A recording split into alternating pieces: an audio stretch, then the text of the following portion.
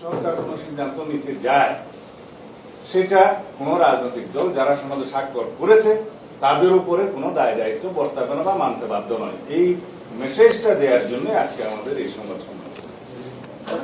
সাংবিধানিক আদেশ যেটা জারি করা, আপনারা রাষ্ট্রপতি জারি করে এই পক্ষে ছিলেন, অন্যান্য দল দাবি করছে যে প্রধান উপদেষ্টা করবে, আপনি ওই জায়গায় অবস্থান দেখতে আদেশের বিষয়ে আমরা স্পেসিফিক কোনো প্রস্তাব এরকম দেইনি যে আদেশ কে জারি করবে।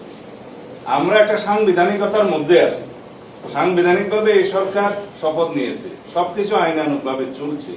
তা এখন কোন অধ্যাদেশ জারি করার ক্ষমতা এই সংবিধান অনুসারে রাষ্ট্রপতির। যদি কোনো আদেশ জারি করতে হয়, সেই আদেশের মর্যাদা যদি আইনি হয়, সেই আদেশ জারি করার মতো কোনো সাংবিধানিক অবস্থা বাংলাদেশে নেই। কারণ প্রেসিডেন্ট অর্ডারটা জারি করার একটা বিধান এক সময় ছিল, যতদিন পর্যন্ত বাংলাদেশের সংবিধান গৃহীত হয়নি। আপনারা সবাই জানেন, সেরকম পিইউ অর্থাৎ প্রেসিডেন্ট অর্ডার নিয়ে তখন রাষ্ট্র চলত। সংবিধান গৃহীত হয়ে যাওয়ার পরে রাষ্ট্রপতির আদেশ জারির আর কোনো বিধান রইল না, সেটা বিলুপ্ত হলো। এখন কি রকম আদেশ দিবে, সেই আদেশের মর্যাদা কি আইনি মর্যাদা হবে, সেটা এখনো সরকার নির্ধারণ করেনি। একমাত্র অধ্যাদেশ প্রণয়ন করা ছাড়া রাষ্ট্রপতির অন্য কোনোভাবে আইন প্রণয়ন করার ক্ষমতা এখন নেই। Between two sessions of parliament রাষ্ট্রপতি অধ্যাদেশ জারি করতে পারে, এখন যেটা করছে আর কি, রাষ্ট্রপতি অধ্যাদেশ জারি করে রাষ্ট্রপতি যেটা করছে, কিন্তু আদেশ জারি করার কোন বিধান বর্তমান সংবিধানে নেই। কিন্তু যদি এখন কোন প্রজ্ঞাপনকে আদেশ নামকরণ করতে চায় এবং সেটার আইনি মর্যাদা না থাকে, সেটা প্রজ্ঞাপনের মাধ্যমে সরকার প্রকাশ করতে পারে, গেজেট নোটিফিকেশন, আইন হবে না সেটা।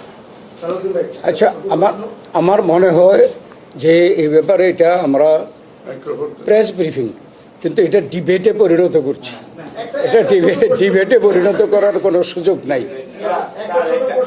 এই গণভোট ইস্যুতে রাজনৈতিক দলগুলোর আলোচনার সুযোগ আছে কিনা, সেটা সরকার যদি আলোচনার জন্য আহ্বান জানায়, সেই ক্ষেত্রে আলোচনার সুযোগ থাকতে পারে, রাজপথে তো নয়।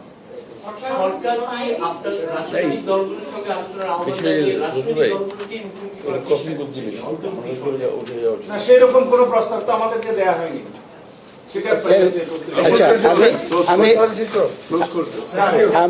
আমি আবার আমাদের সাংবাদিক ভাইদের ধন্যবাদ জানিয়ে আমি এই প্রেস ব্রিফিংয়ের সমাপ্তি ঘোষণা করলাম। ধন্যবাদ।